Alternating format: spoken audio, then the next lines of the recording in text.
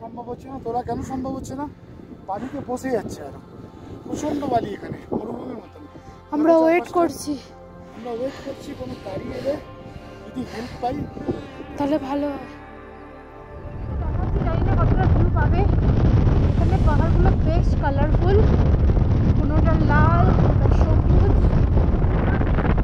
পাহাড়গুলোই লাল। সাগালা থেকে নেমে আমরা এখন চলেছি এক অদ্ভুত প্রাকৃতিক সৌন্দর্যের মধ্যে দিয়ে। তোমরা দেখতেই পাচ্ছ আশেপাশে হরেক রকমের, বলা যেতে পারে হরেক রকম রঙের পাহাড়, লাল নীল সবুজ হলুদ। আসলে এই জায়গাটা হলো তিবেটের চাংথাং অঞ্চলের একটা অংশ।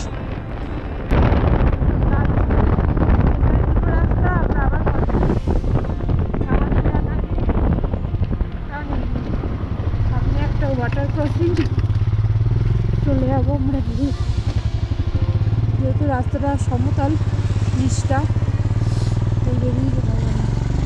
আই থিঙ্ক ওটা দিয়েও যাওয়া যায়, গিয়ে কোথাও মিলছে।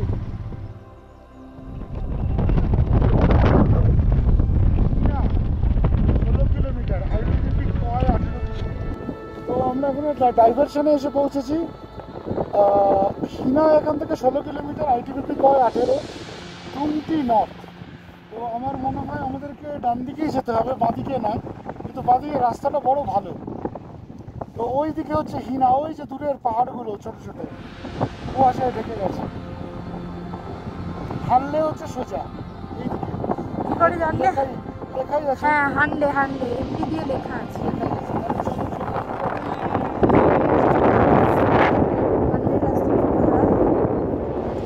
তো লোমা যাবার রাস্তাতে আমরা এখন এসে দাঁড়িয়েছি এমন একটা জায়গাতে, এখানে দেখতে পাচ্ছ তোমরা চারিদিকে বেড়া দেওয়া আছে, আর এখানে অনেক এই ভেড়া, মানে বেড়ার মধ্যে ভেড়া, তো তারা সবাই ঘুরে ঘুরে বেড়াচ্ছে আর কি।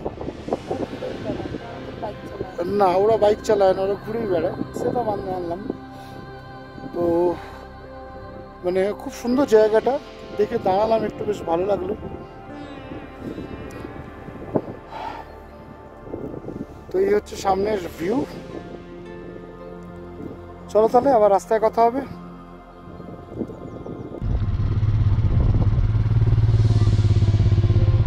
মানে পড়ে যাওয়ার চান্স 99.99%, মানে কষ্ট যাওয়া হচ্ছে। পুরো বালি এই পাহাড়ের এইখানটা পুরো বালি ভর্তি, হাওয়াতে বালিগুলো সব নিচে। বালিতে চালাতে যায় না, শেষে সেই পড়েই গেলাম, আর হচ্ছিল না এখানে এত বালিতে। বাইকটা পুরো পড়ে গেছে, বাইকটাও তুলতে যেতে হবে, রাখা পসিবল নয়, দুজন মিলে তুলতে হবে।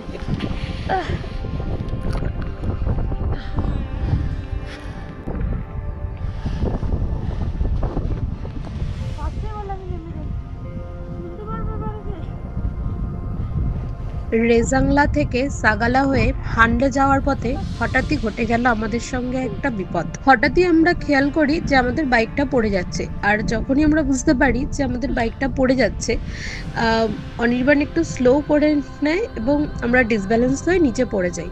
এই পড়ে যাওয়ার পেছনে কোনো বড় বিশাল কোনো কারণ না থাকলেও একটা বিশাল কারণ কিন্তু ছিল, সেটা হচ্ছে বালি। আমরা বুঝতেই পারিনি রাস্তার মধ্যে এত পরিমাণ বালি ছিল যে গাড়ি পুরো আটকে যায়, ওখানটা পুরো স্টাক হয়ে যায়। দেন আমরা ডিসব্যালেন্স হই এবং পড়ে যাই, যেটা তোমরা এখন ভিডিওতে দেখতেই পাচ্ছ। এরপর আমরা ওখানে অনেকক্ষণ চেষ্টা করি বাইকটা তোলার, বাট আমাদের দুজনের পক্ষে একদমই সম্ভব হয়নি, বিকজ আমাদের এনার্জি ছিল প্রচন্ড লো, আর আমরা অনেক কিছু পড়েছিলাম। দেখো পড়ে গেছে। দুজনের পক্ষে তোলা সম্ভব হচ্ছে না। তোলা কেন সম্ভব হচ্ছে না? বালিতে বসে যাচ্ছে আর প্রচন্ড বালি এখানে মরুভূমির মতন। আমরা ওয়েট করছি, কোনো গাড়ি এলে যদি হেল্প পাই তাহলে ভালো হয়। অন্তত দুজন আরো থাকলে গাড়িটা উঠিয়ে দিতে পারবে। গাড়িটা উঠতে পারছি, সব নিচে ফেলে রেখেছি। আমরা দুজনের পক্ষে ভারী গাড়ি তোলা পসিবল হচ্ছে না।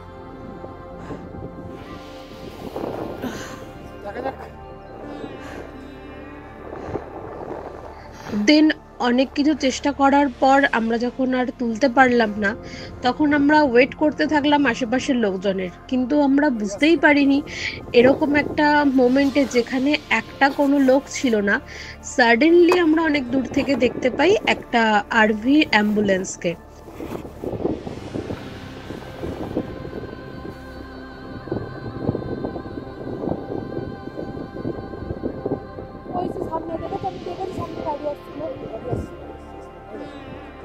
তো দেন আমরা রিয়েলাইজ করি যে আমরা সব সময় লাদাখের প্রত্যেকটা অঞ্চলে আর্মির অবজারভেশনে থাকি। আমাদের অনেকক্ষণই হয়তো তারা অবজার্ভ করেছে যে আমরা ওখানে পড়ে গেছি, আমরা বাইক তুলতে পারছি না, সেই জন্য তারা ডাইরেক্ট অ্যাম্বুলেন্স নিয়ে চলে আসে।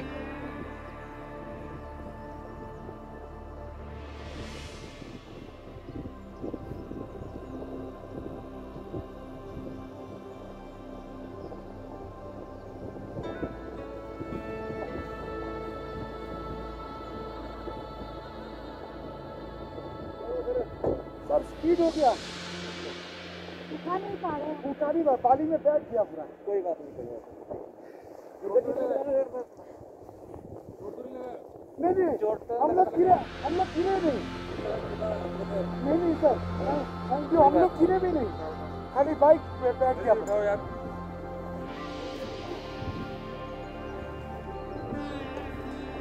चोट वगैरह तो नहीं सर, अटक है ना।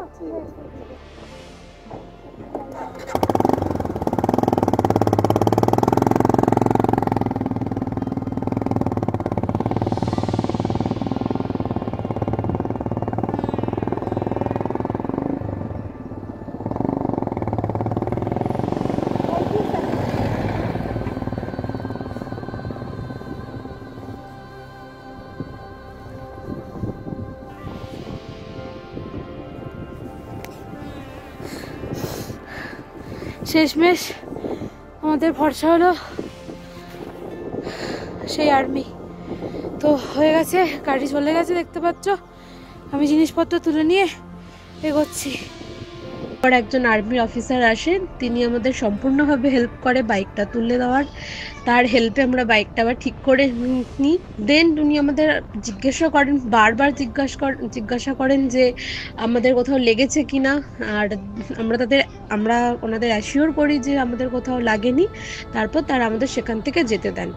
তো এই প্রসঙ্গে একটাই কথা বলার, লাদাখে আমরা যখনই ঘুরতে যাই, আমাদের যদি কোনো প্রবলেম হয়, সেখানে ভয় পাওয়ার কোনো ব্যাপারই নেই, কারণ আমরা সব সময় আন্ডার অবজারভেশনে থাকি আমাদের ইন্ডিয়ান আর্মির।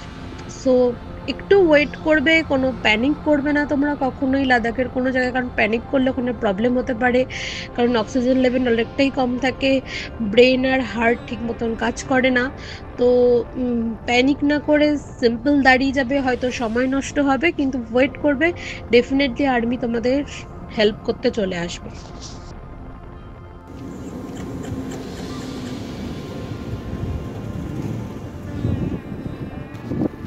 রাস্তা অনেক কি হচ্ছে জানি না, আমি নেমে গেছি, আস্তে আস্তে আস্তে।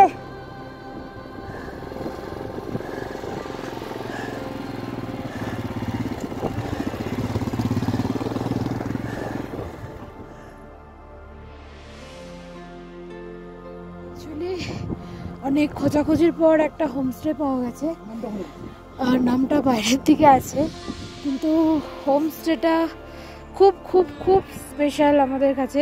আমি তো খুব ইমোশনাল হয়ে পড়েছিলাম, বিকজ অফ যাদের দেখে এত কিছু শেখা, তারা এখানে ছিল। স্ট্রে আর্টিস্ট, মাইলস অন বাইকস, যাদেরকে দেখে সব কিছু শেখা, তাদের পাশে যে নিজেদের স্টিকার আমরা লাগাতে পারছি, এর থেকে বড় কিছু তাদের উপরে তো লাগাবো না, নিচেই লাগাই।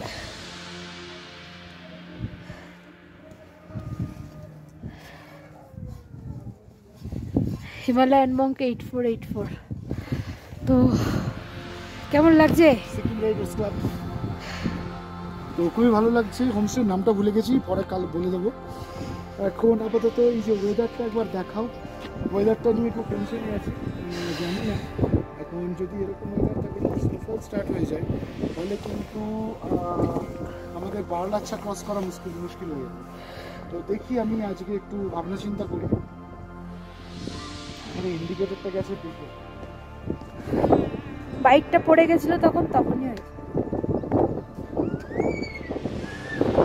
বাইক পড়ে গেছিল আজকে। হ্যাঁ, আজকে আমরা বালিতে পড়ে গেছিলাম, তোমরা অলরেডি দেখেছো। ঠিক আছে, চলো ভেতরে ঢোকা যাক। প্রচণ্ড ঠান্ডা বাতাস দিচ্ছে, এরপরে মালপত্রগুলো ঢোকাতে হবে আজকে। স্ট্রেয়াটিসের সাথে ফুটে আছে।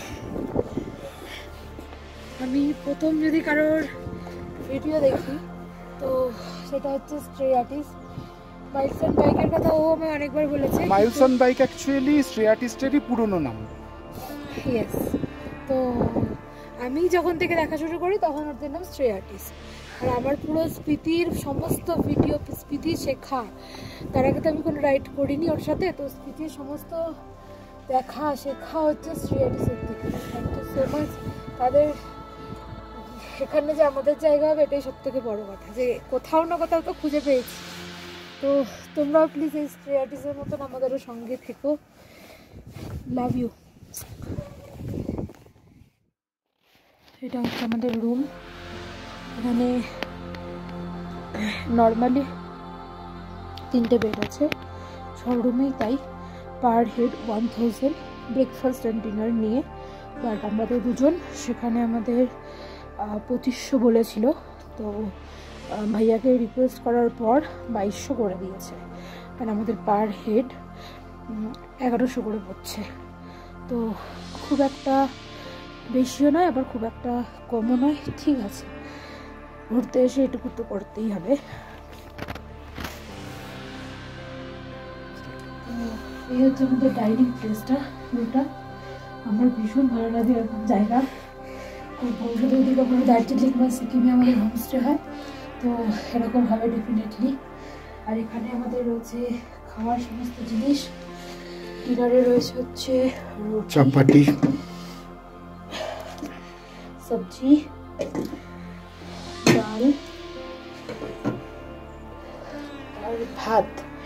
আর অমলেটটা আমরা বলেছি, এটা ওরা বানিয়ে আমাদেরকে দিচ্ছে। তো চলো ডিনারটা করে নেওয়া যাক। ভাত,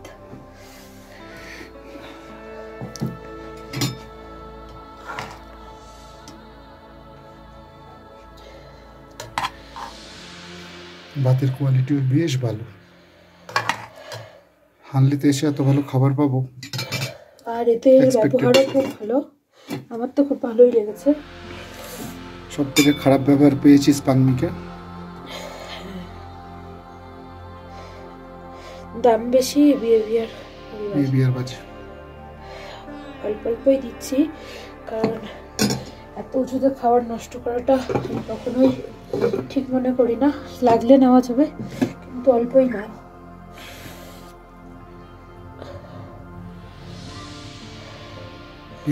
আলু পেঁয়াজের তরকারি। তো চলো স্টার্ট করা যাক। তো আরেকটা জিনিস দেখানো হয়নি তোমাদের, এই যে দুটো ডিম ভাজা। একটা ছোট যে বড়টা আমার, বড়টা মোয়ের, ছোটটা আমার। এই যে খাচ্ছে। হানলেতে রাত বাড়ার সাথে সাথে নেমে এলো প্রচন্ড ঠান্ডা, যেটা সহ্য করার ক্ষমতা একেবারেই আমাদের ছিল না।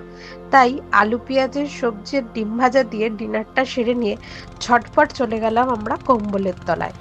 আর অপেক্ষায় রইলাম পরের দিন সকালে। তো পরের দিন আমরা কোথায় গেলাম সেই এপিসোডটা দেখার জন্য সঙ্গে থেকো, আর লাইক সাবস্ক্রাইব করতে ভুলে যেও না।